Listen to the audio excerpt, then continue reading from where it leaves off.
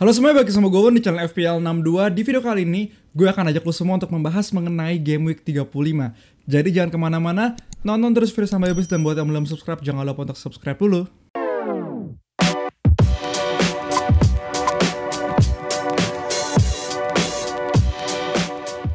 Oke, seperti biasa gue mau ajak lu semua untuk review dulu tim gue di Game Week 34 kemarin, di mana gue mendapatkan 58 poin sejauh ini dengan gue masih punya 3 pemain lagi yang belum bermain, yaitu Reece James, Alonso, dan juga Havertz, kapten gue.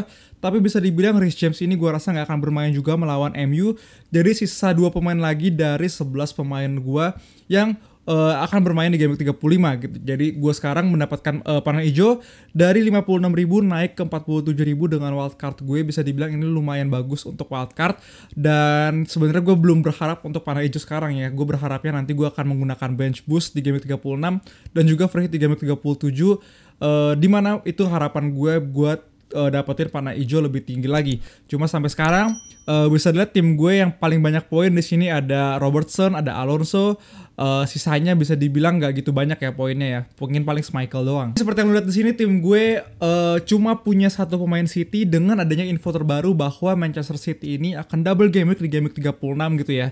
Jadi pastinya itu harus gue pikirkan lagi bagaimana gue mendapatkan pemain-pemain dari City yang menurut gue double-nya cukup bagus di Game Week 36 nantinya. Tapi sebelum itu gue akan ajak lo semua dulu untuk membahas mengenai jadwal Game Week 35, dimana game week ini nggak punya double game week ya sama sekali. Jadi pastinya gue akan ajak lu semua juga untuk membahas mengenai kira-kira siapa nanti yang layak untuk kita transfer masuk. Nah, ini dia jadwal mengenai game week 35, dimana seperti yang gue bilang tadi barusan nggak ada double game week sama sekali di game week 35 dan juga nggak ada yang blank gitu ya. Jadi ini normal game week. Dan kalau lihat di sini pertama-tama deadline-nya sekitar jam 5 sore hari Sabtu, dimana pertandingan pertama ini Liverpool lawan Newcastle. Menurut gue Newcastle belakangan ini lagi bagus banget, bahkan di peringkat 9 kalau nggak salah dari Premier League gitu ya.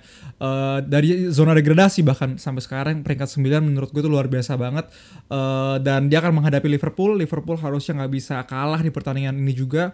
Bukan jadi pertandingan yang mudah menurut gue bagi Liverpool, tapi Liverpool harusnya tetap mati-matian untuk mempertahankan bisa tetap menangin Premier League gitu ya. Berikutnya Aston Villa, Norwich.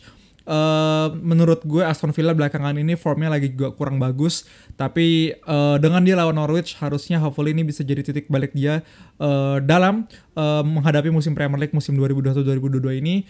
Padahal sebenarnya menurut gue jadwalnya Villa ini bagus banget, apalagi dia akan double di Game Week 36 dan juga Game Week 37 ya. Jadi menurut gue kalau lu nggak punya free hit lagi misalnya, jadi menurut gue sih bisa banget untuk masukin salah satu pemain dari Aston Villa, mungkin kayak Coutinho atau backnya ada Cash di sana, jadi lu bisa masukin mereka. Kemudian pertandingan ketiga ada Southampton melawan Crystal Palace. Menurut gue ini sedikit tricky juga. Southampton anggot-anggotan gitu ya, dimana kemarin Ward-Prowse kalau nggak salah hat-trick gitu kan. Dan gue udah nggak punya Ward-Prowse lagi. Dan melawan Crystal Palace ini kemarin kalau nggak salah dia seri ya menghadapi Leeds United. Tapi banyak yang bilang bahwa Crystal Palace ini permasalahannya ada di finishingnya, karena banyak banget peluang tercipta dari Crystal Palace gitu ya. Jadi gue rasa ini pertandingan yang cukup 50-50 dari Southampton dan juga Crystal Palace. Jadi kalau lo punya asetnya mungkin menurut gue Crystal Palace secara jangka panjang masih lebih bagus daripada Southampton. Jadi gue akan ambil mungkin kayak mungkin bisa aja kayak Zaha atau Mateta gitu untuk Crystal Palace. Kemudian di sini ada Watford lawan Burnley.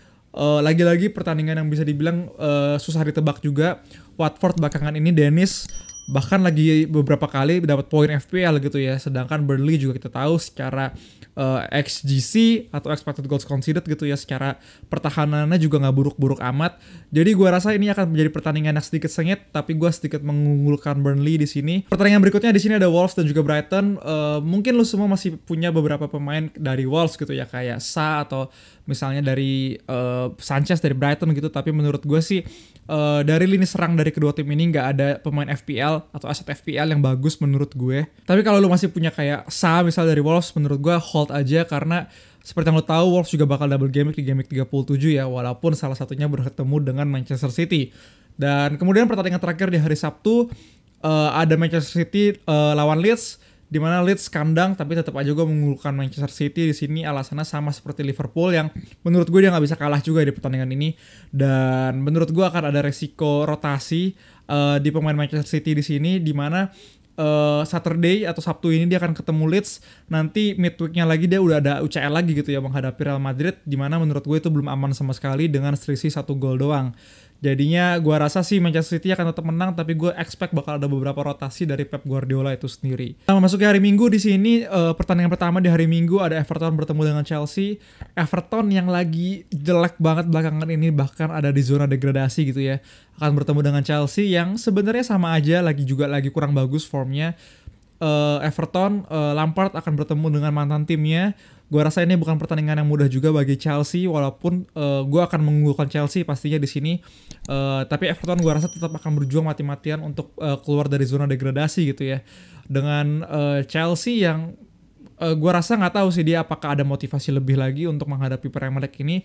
Dimana kan dia udah nggak pasti juara gitu ya. Tapi gue rasa motivasinya harusnya tetap ada, dimana posisi keempat, kelima udah lumayan ketat sama dia Arsenal lagi. Jadi gue rasa dia tetap juga harus cari menang terus gitu kan. Dan berikutnya Spurs lawan Leicester. Gue akan mengunggulkan Spurs di sini dengan Leicester yang secara pertahanan agak sedikit jelek. Ditambah Spurs ini akan bermain home gitu ya, dan dia juga lagi mati-matian banget untuk ngisi posisi 4 dari Premier League. Jadi gue sedikit mengunggulkan Spurs di sini. West Ham Arsenal, alasan yang sama gue mengunggulkan Arsenal sama seperti Spurs. Dan yang terakhir di hari Selasa akan ada MU bertemu dengan Brentford. Gue nggak mau ngomong pertandingan ini, tapi gue rasa mungkin MU tetap menang gitu ya, walaupun akan tetap ada ya mungkin hal-hal aneh lagi yang terjadi di pertandingan ini. Jadi kayak gini untuk pertandingan di Game Week 35, analisa dari gue sendiri dan juga pengaruhnya terhadap tim FPL kita pastinya. Berikutnya gue akan ajak lu semua untuk membahas mengenai pemilihan kapten di Game Week 35. Oke, untuk pemilihan kapten di Game Week 35 menurut gue ada 3 pilihan utama yang akan gue saranin ke lu semua, di mana pertama ada Muhammad Salah, Harry Kane, dan juga terakhir ada Kevin De Bruyne pastinya. Dimana gue udah ngambil data dari 6 pertandingan terakhir di sini secara goal attempt atau percobaan dalam mencetak gol. Lu bisa lihat di sini Harry Kane lebih banyak atau paling banyak beri 1 gol dari Muhammad Salah itu sendiri di 6 pertandingan terakhir. Kemudian secara shot inside the box, Muhammad Salah paling banyak. XG dan penalti di sini dipegang oleh Harry Kane, tapi untuk XGI dipegang lagi sama Muhammad Salah. Tapi kalau lihat secara fixture di sini Salah atau Liverpool akan bertemu dengan Newcastle away.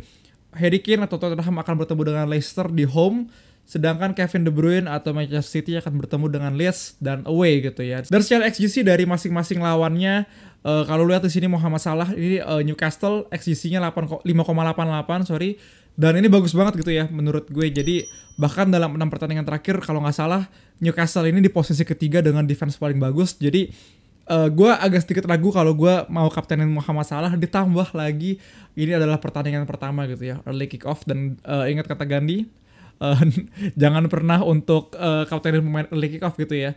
Dan itu yang semakin membuat gue yakin bahwa sepertinya akan sulit Muhammad Salah menghadapi dengan Newcastle. Jadi kalau lihat secara pertandingan di sini menurut gue Harry Kane dari Leicester City sendiri punya XG yang cukup gede kalau lu bandingin sama Leeds, bahkan lebih jelek daripada Leeds gitu ya pertahanan dari Leicester ini sendiri. Jadi gue rasa opsi kapten gue akan jatuh kepada Harry Kane untuk Game Week 35.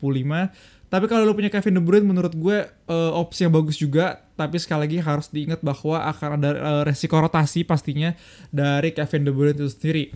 Dan berikutnya gue akan ajak lo semua untuk membahas mengenai rencana transfer gue di mungkin 3 game week terakhir ini gitu ya, di FPL musim 2021-2022. Oke, seperti yang kalian lihat di sini bahwa tim gue masih sama seperti game week 34 kemarin, dimana gue punya 3 pemain dari Chelsea, 3 pemain dari Liverpool, juga untuk sisanya ada Arsenal, Spurs, City, Watford, Norwich, dan lain-lainnya. Dan gue kemarin baru wildcard, jadi pastinya gue punya 1 transfer di sini. Dimana rencana transfer gue sendiri dengan seperti yang kalian tahu bahwa Manchester City akan double game week di game week 36. Dan gue masih punya 1 doang, yaitu Cancelo. Gue rasa gue agak sedikit ragu dan gue pingin banget untuk punya salah satu pemain asetnya lagi. Dan kalau lihat secara tim gitu ya di sini menurut gue lumayan solid untuk sampai gue harus bench push di game week 36. Tapi kalau dilihat lebih dalam lagi menurut gue ada 1 pemain yang menurut gue rasa gue bisa transfer dia, yaitu Reece James di sini yang banyak banget cederanya musim ini. Sayang banget untuk Reece James sendiri. Dan kemarin walaupun dia udah sedikit terlihat lagi di training gitu ya, tapi gue rasa Reece James harusnya bisa gue tuker dengan Laporte di sini. Dengan gue masih punya uang 6,5 juta di sini di bank, dan Laporte sekarang harganya 6 juta dan gue bisa masukin Laporte. Dengan gue masih punya 1 back dari Chelsea gitu ya. Dan Ini game week 35 gue rasa gue akan set seperti ini. Gue akan big at the back lagi, gue akan pakai 5 back. Dan untuk game week 36 mungkin banyak yang bilang bahwa Havertz ini ada resiko rotasi lagi. Jadi gue akan mungkin buang Havertz atau ganti Foden gitu ya, karena gue masih punya uangnya di sini 8,4. Jadi kayaknya sejauh ini kayak gitu rencana transfer gue sampai dengan game week 36. Game week 37 gue akan melakukan free hit, jadi pastinya gue nggak usah pikirin. Dan gue cukup pikiran lagi untuk game week 38 nantinya. Jadi kayak gini video untuk game week 35. Buat kalian semua yang punya pertanyaan, jangan lupa untuk komen aja di bawah. Dan kalau kalian terbantu sama channel ini, jangan lupa like dan juga subscribe. Thank you semuanya, dadah.